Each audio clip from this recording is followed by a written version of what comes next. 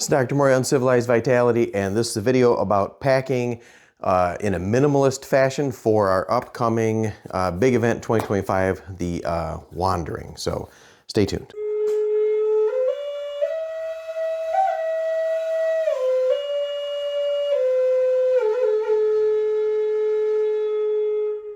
Okay, so what we're going to do this year, 2025, we're going to do, we've got a couple trips, big trips planned toward the fall. One, we're going to go to the North Manitou Island for a few days. And then after that, we have another event that we're just shaping up that's going to be called the Wandering. And we're going to do a 4-day, 3-night minimalist outdoor experience. And those that are participating, details be coming soon. We're going to be going out and it's going to be an immersive experience. So we're going to be using, not necessarily learning, but using the Fieldcraft that members and others have been preparing for. If you're new to Uncivilized Vitality or have minimal outdoor Fieldcraft or camping, hiking experience, you will be required to attend the 4 to 5 hour workshop about this packing previous to going. If you've already got a couple of your shields, you should be good to go. But I'm going to show you the minimalist mindset of packing. We're going to do what's called a blanket pack, because on this event there will be only minimal gear allowed that meet the Bear family of tools, and no backpacks and no shoes and no coats, only the equipment we bring with us. So I'm going to have the camera kind of pan over the board here. I put these quick notes up in my normal super organized style, but let's go over that. So the family of tools, the main thing is going to be the clothing. We're going to go over this. You'll have some blankets, your multi-hood, morigamis, hats, socks, gloves, ponchos. You'll be wearing the same clothes as you go, the 3 days. Bottle and bowl, these are going to include your canteens, your eating utensils, fire and light, different ways to start fire, of course your headlamps, glow sticks. Sling and spear says TBD because we are going to be fishing and small game hunting and trapping to eat along the 4 days, 3 nights. We'll also bring some food, but the idea is going to be to try to subsist by foraging. Of course, your UV rope kit, fast ropes, cut and dig, multi-tool, knife, third knife, notebook, pen, charger, compass, whistle, usual book, salt and needle, and then some miscellaneous equipment like the overall trauma kit, the big ones. Personally, you'd be carrying a Minimax med kit or a boo-boo bag. Trauma kits would be provided. Tarps, axe, shovel, saws, and the ropes will be divvied out amongst the group and see who's going to carry them, because it'll be a communal effort. So what we're going to do here is I'm going to go down and show you how we're going to do all this without any backpacks or bags. So we'll drop down here for a minute and I'll go over the material again. Now I obviously have my my good old waist pack or sporin or fanny pack or whatever you want to call it. This is going to have my wallet, my phone, things like that in it. And then you can put the rest of this gear, the harder gear is going to go into either your multi-hood in haversack configuration. You can check out other videos how to make a haversack to carry this equipment, or you can bring an actual haversack or some sort of small gear bag. So you can get haversacks off of Etsy, online. You can just use, this is a military med kit that I've just emptied out that serves fine for haversack. Haversack's just basically like a large purse that just swings around your shoulder. And you can make an improvised one with your multi-hood like we've shown in other places. There's my multi-hood. I'm going to have at least one morigami or shamog. That'll probably be on me. And you're going to have some brightly colored piece of cloth, like your pocket handkerchief or morigami, at least one brightly colored. That'll be in my pocket. So that'll be on my person. Morigami will be on my person. And then I will either have my sleeping hat on me if it gets cold, or just a sun hat. You also might want to consider bringing some sunglasses depending on the time of year. Another clothing item that's going to be on your person in your haversack are your gloves. So I will put those right now in my haversack and just drop those down in there. Okay. I'm going to leave this for a minute. Other items I'm going to need are a pair of fast ropes. I'll want at least one accessible, so I'll take that off my carabiner. The other one will go in my blanket pack, and I'll keep that in my haversack. On my person, I'm going to put my sleeping hat over there too. On my person will be my multi-tool, a Leatherman Signal, and at least one of my knives. My third knife will just be my little minimalist. That'll probably just go hanging from my neck or in my pocket. And then my camp or belt knife, doesn't have to be a big knife, that's just gonna go in my haversack. Also in my haversack is gonna go my toilet kit. This, you know, the standard UV toilet kit. I've got hand sanitizer and a little trowel to make my cat hole, and I've got several versions of wipes, baby wipes and tissue and plastic bags to pack out waste if we're in a non-permissible area. This is just my standard toilet kit. I just keep it in this little brightly orange Mystery Ranch because in the middle of the night when nature calls or nature is screaming at you, you don't want to fart around looking for your toilet kit. Grab and go. So that's going to go in my haversack because I might need that on the trail. My extra pair of socks for at night will go with my hat. That's going to stay in my blanket roll. I will have my headlamp. Headlamp is going to be in my haversack. And then, let's scoot up here a little bit. We're going to minimize, you're going to need at least 2 canteens or 2 water bottles. We are going to stop throughout the day like nomads, nomadic hunter-gatherers. When we need water, that's going to be part of our routine. We're going to stop and get water. We're not going to be bringing in filters. We're going to have to boil and screen or filter our water to get water. And that's going to be a regular occurrence throughout the day. This is going to be an immersive event, and the idea is going to be going through this as the hunter-gatherers would, say, 10,000 years ago. No filters, no large bladders of water. When we're thirsty, we'll have to stop and drink. So you'll want 2 canteens. You can bring a dedicated canteen pouch. I do have a really cool canteen pouch that carries my whole cook set, but I also can just stuff those down into my haversack. I'm going to have at least a cup with a lid or maybe a small bush pot that can hang off of your bag.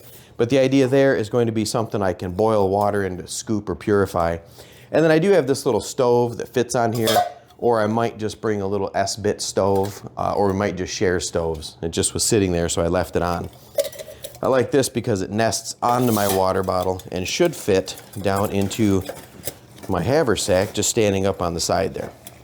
I'll just throw that little lid down in there. I also will take a small lighter, one of our little UV lighters, probably in my pocket. And then I'll keep a ferro rod. That's just going to go down in my haversack next to my headlamp, and a little kit of tinder, just so I don't have to struggle the whole time looking for tinder, especially if it rains all 3 days. Just throw that in my kit. And then I have a bowl and or plate and or like something flat and clean to eat off of, and a utensil. We'll be foraging and hunting, fishing, trapping, and sharing some community group meals as we organize. And my food bag, though, will end up rolled up in my blanket pack, except for maybe a few snacks on my person. So this bowl, since I'm not going to need it, it's not going to have to be readily available. I'm just going to pack that into my blanket roll. All right. A little salt shaker, that can stay over here. So my haversack's getting pretty full. I'm going to set that off to the side. 2 more things that are going in that haversack. One is my salt and needle kit. This is pretty easy. It seems like a lot of stuff, but I got a toothbrush and toothpaste. I've got 1 or 2 of little flossers. There's nothing worse than needing to floss or use a toothpick somewhere while you're out on the trail and have to whittle a stick. I always just pack 1 or 2. I've got extra contacts and solution, of course my glasses, a few packets of electrolytes, a charger for my phone, and the little solar charger that we have we'll probably share as a group. I have a little mirror, signal mirror, and for checking maybe if I have a tick in a hard to see spot, a little tactical elastic or ponytail ringer, blanket pin, some earplugs because sometimes I have to drown stuff out, water purification, a little roll of duct tape, and some chapstick. I keep a couple of needles duct taped to the side of the sheath I use for my multi-tool, and then of course a glow stick. I don't need a fancy bag for this. I'm just going to grab my salt and needle kit, just dump all that down into a clear plastic bag so it's easier to search around and find the things I need when I need them. The salt and needle kit is probably not something I'm going to need immediately. So I could pack that in my blanket roll, but I've got plenty of space.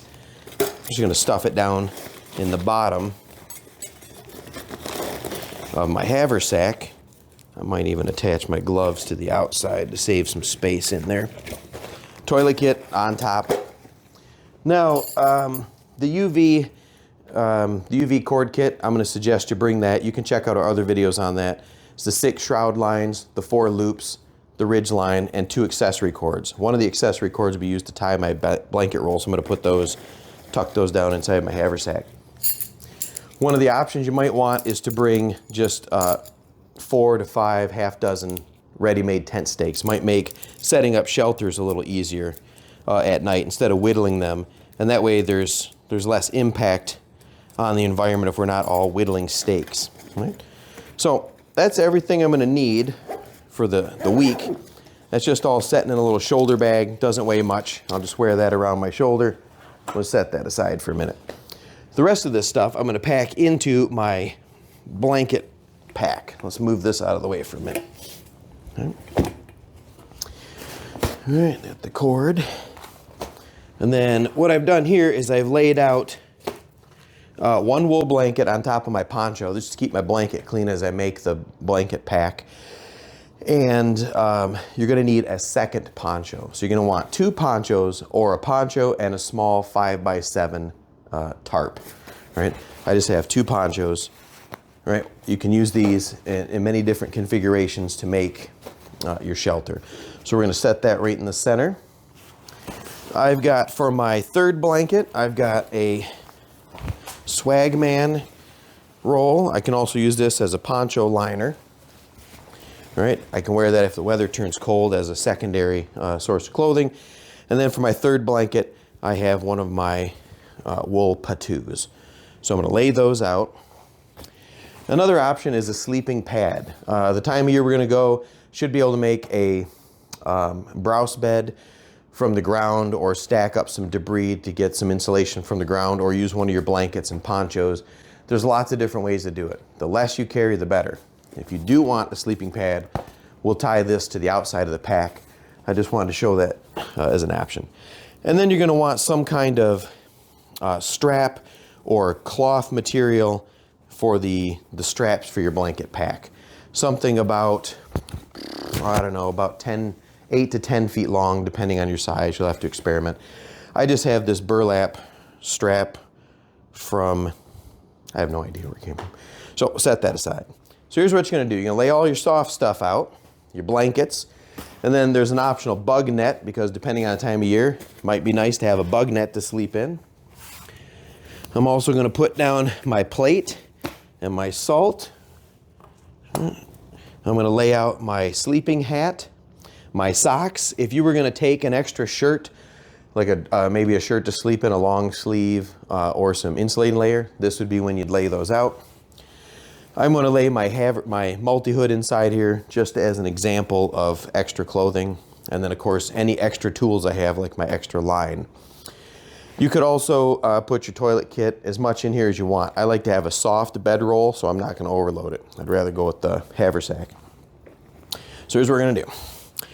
We're going to fold my blanket in, right, in thirds. So we're going to set everything in the middle. We're going to fold one edge over and then the other edge. So we're making the blanket in thirds. Then we're going to come to this end and we're going to start rolling. Obviously, it's going to roll so far. The tightest roll you'll get would be limited by your bowl or pan. And you roll this up just as tight as you can get it, until you get down about 20% from the end. And then there's several ways you can fold this off. A lot of people like to make a pocket by folding that in a little bit and stretching that last bit up and over to sort of make an envelope to tuck your blanket pack in. I'm demonstrating this one because it looks neat. I've never been a fan of it because just can't seem to get that to fold up there in a way that I like. But I'll pull that up and make a little envelope to stuff my blanket down into. Right? So now I've got this little blanket roll. All right, so if I were out on the ground, I'd continue to work on the poncho, but I'm going to move that to the side. All right, now I'm going to find my accessory cord, right, which is about 12 feet long. My accessory cord, make sure there's a loop in the end of that. I'm just going to put a bowl in. Okay. We're just going to put a bowl in there. We're going to make like a ladder lattice type of knot. So we're going to go under our blanket roll toward one end. I'm going to slide that line through the loop. Okay. And then we're going to snug that down. Snug that down pretty tight. And in order to lock that off, I don't know if you can zoom in here, or just come closer. So I've got that pulled through. I'm going to pinch that a little bit, leaving a loop. I'll do it from this side so you can see. Leave a little loop, tuck the standing end of the rope under my line, and pull a little bite through that loop.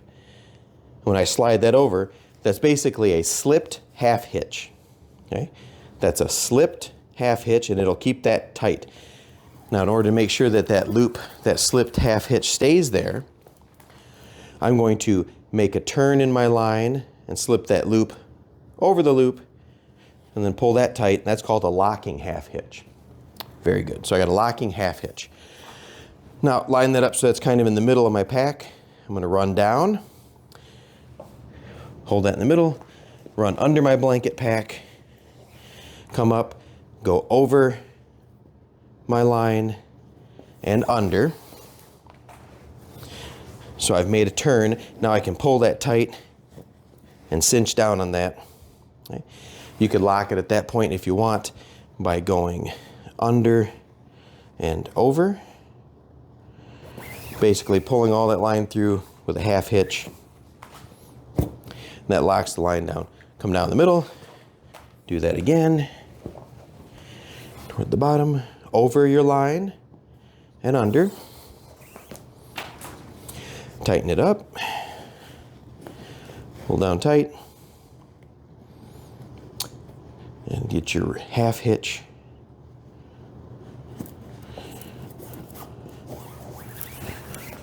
Sort of lock that in place. Okay. Now I'm going to take the rest of my line, go under, turn my pack over, go under the bottom, and then as I come up, I'm work up this lattice in the back. I'm going to go over the horizontal line, tuck my running line under, and then head back up. Now, I can do a munter at this point. So I've gone over the line and under, and I'm on the, from your view, the left side of the rope. You can stay from here, the left side of the rope. Then what I do is I cross over my standing line and then back under that horizontal line. Okay? Now when I hold that all tight and tighten that up, I've made that munter hitch and it'll stay without me holding it. So again, here in the middle, I cross over my horizontal, I come under the horizontal on one side or the other. This time I've gone to my right, your left. I cross over my vertical and then under my horizontal again. Pull that tight and I've got that nice hitch. Okay. And then one more time. This seems like a lot of tying, but it makes for a nice, neat, uniform blanket pack. All right. Then we come up over the top of our pack, and now we're back on this original side, and we're going to go back to that original loop. Where I'm going to pull through there, and I can tighten that up, and then I can just half hitch that line off. Right, with a slipped half hitch. So I've got this line up on the top. Right? If I wanted to keep that loop tight, again, I twist the line over and make a locking half hitch. We can check out other videos on that. The reason I'll keep that line, then this extra line, I'm just going to tuck under here. Now what I'll do is, because I want my poncho available, I'll just roll my poncho up Or if you're like me, you'll just sort of stuff your poncho together. And then I'll just stuff it under that line. So it'll be held in place, right there. If I wanted to, I could of course tie that down again by coming under this line on the back, right? And then back up to extra secure my poncho in place, but I don't know if that's necessary, right? It'll stay. So now I've got that in case it rains to throw over me and my blanket pack, and I've got a nice, neat, fairly light, compact structure. Now, what about straps or how to carry it? A couple different ways you could carry this. You could take your strap and tie it at either end on this bundle. You could, when you're rolling it up, roll your strap up in it so it's already passed through and tie the two free ends together. And then you've got a blanket roll in a crossbody sort of haversack carry to balance out your haversack on the other side.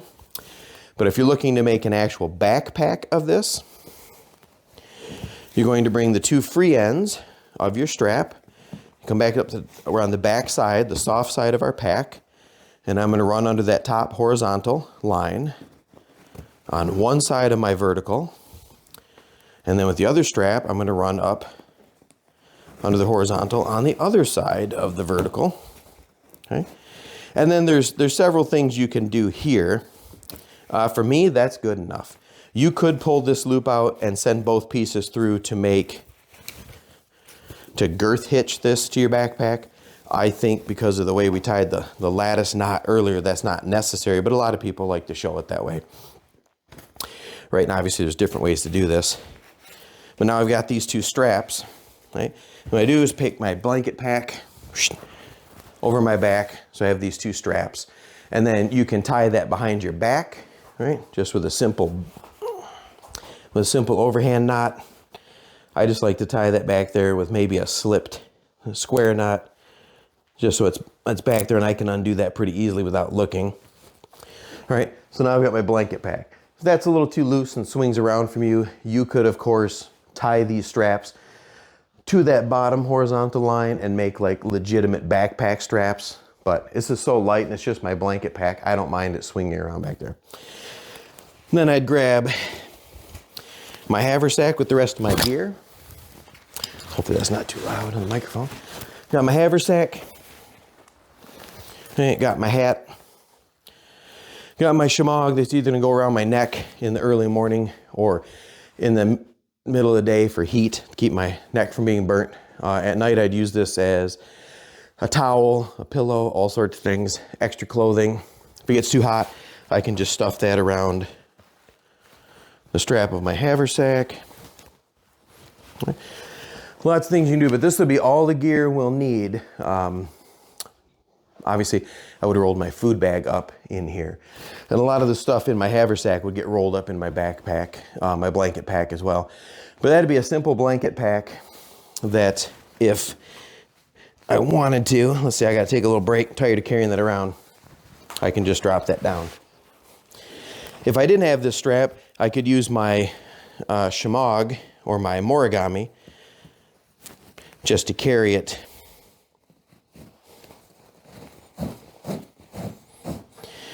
Hang on, I'm going to make an asymmetrical girth hitch. So I have that longer strap. I don't really need this one. I'll just tuck it in. Oops. Got the wrong one.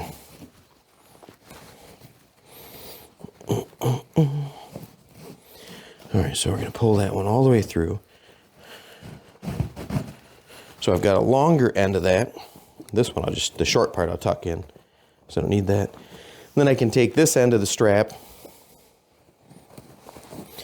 tuck that through with that knot on the end so it just kind of holds in place, right? It'll hold itself in place like that. Now I can carry my blanket roll across my other shoulder. I might have that, that's on the camera or the microphone for sure.